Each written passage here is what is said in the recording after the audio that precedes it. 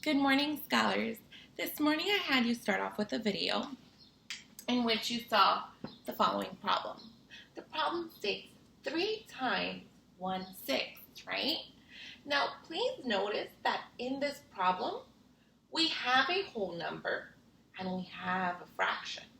Now, I thought that the video did a really nice job at showing you how to multiply this using repeated addition, right? And I hope that from the video you are able to understand that all multiplication of a fraction is repeated addition because we are adding this fraction multiple times. And in this problem, how many times are we adding that fraction?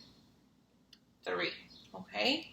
Now, I don't want to spoil it, but for your exit ticket, you're going to notice that the directions say multiply and write the product as one thing, mixed number if applicable, 2, a number line to support your answer.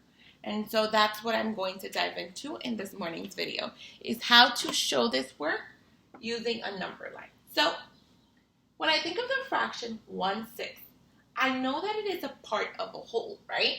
I know this because I know 6/6 represents one whole, and so 1/6 is less than that, okay?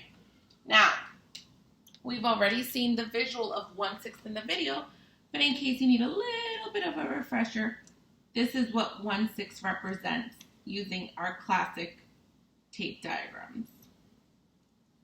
Okay, a whole with 6 equal parts where one of them is shaded.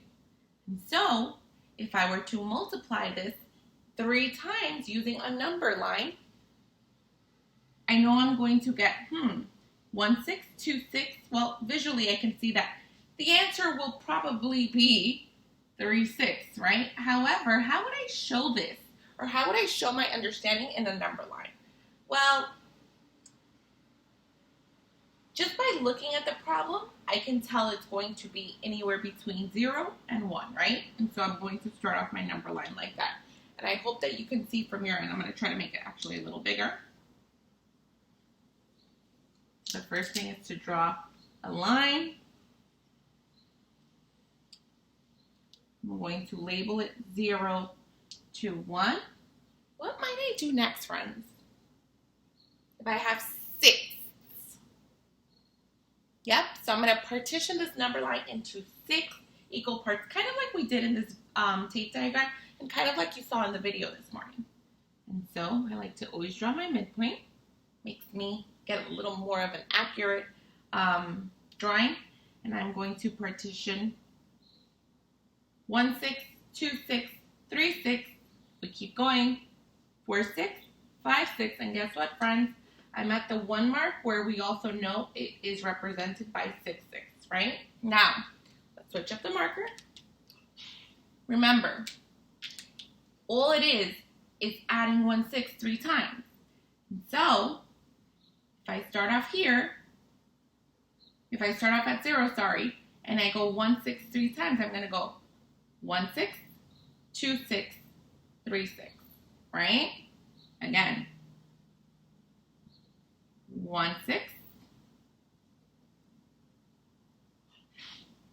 2/6,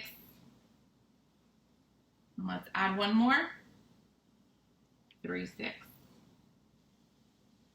Okay, that's all it is, friends. It's just drawing a visual representation of the work that we're doing. It's multiplying 1/6 3 times using a number line. All right. Hope that was simple enough, but I am going to get into another example where criteria for success tells me I might have to represent my product as a mixed number. Now, before I stop the video though, think to yourself, well, why didn't we have to change 3/6 into a mixed number? Why? Take a few seconds to think about this. Why did I leave 3/6 as is? Okay, now if you remember, a mixed number means that your product or your total or whatever it is that you're computing for that day is greater than 1, right? And so we show this by having the whole and the fractional part next to it. And so because 3/6 is less than 1, we don't need to do anything more. All right?